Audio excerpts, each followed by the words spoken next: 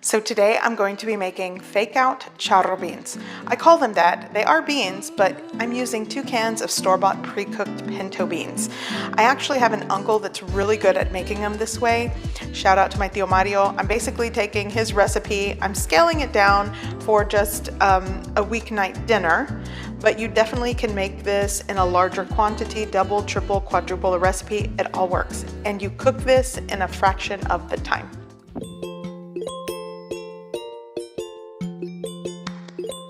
To start, I'll be using 1 jalapeno, a small piece of yellow onion, 1 Roma tomato, and 2 to 3 cloves of garlic. I'm also going to be using 5 to 6 slices of bacon, that's around 6 ounces, and 2 15-ounce cans of store-bought pinto beans. These are pre-cooked beans. You can drain and rinse the beans, which I actually do most of the time, but for some reason this brand, I like the aquafaba. It doesn't have a metallic taste, and using the liquid from the canned beans also gives the broth a creamier texture, but it is preference, and sometimes I do discard it. It's up to you. So to start, I have a cold pan and I'm going to add the bacon. Adding the bacon to a cold pan, then turning the heat on, will render out more fat from the bacon. So I'm just going to saute and cook this. Now that it's cooked, I'm going to remove most of the bacon renderings from the pan. And I'll just set it aside in a bowl, and I'll definitely be using this for flour tortillas. It adds great flavor to the dough. Okay, so my bacon is cooked, and now I'm going to start sauteing my fresh ingredient. Add the onion, a pinch of salt, a little bit of black pepper, and saute the onions until softened and translucent.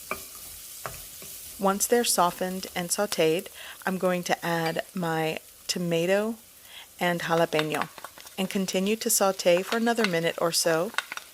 Then you'll want to add your minced fresh garlic. If you add the garlic too soon, it might burn. I mean, if you add it with the rest of the ingredients, you could probably get away with sauteing it without burning, but it's up to you. Now that everything is sauteed, I'm going to add my canned beans. And again, let me reiterate, you can drain and rinse the beans and replace the liquid with 3 cups of chicken stock or broth. I'm going to add 1 tablespoon of chicken bouillon powder, pepper to taste, and an extra cup of water. Now, like I stated earlier, using the aquafaba from the can, it didn't taste metallic, it tasted okay, and I like the texture it gives the bean broth. So I'm going to simmer this for about 10 to 15 minutes.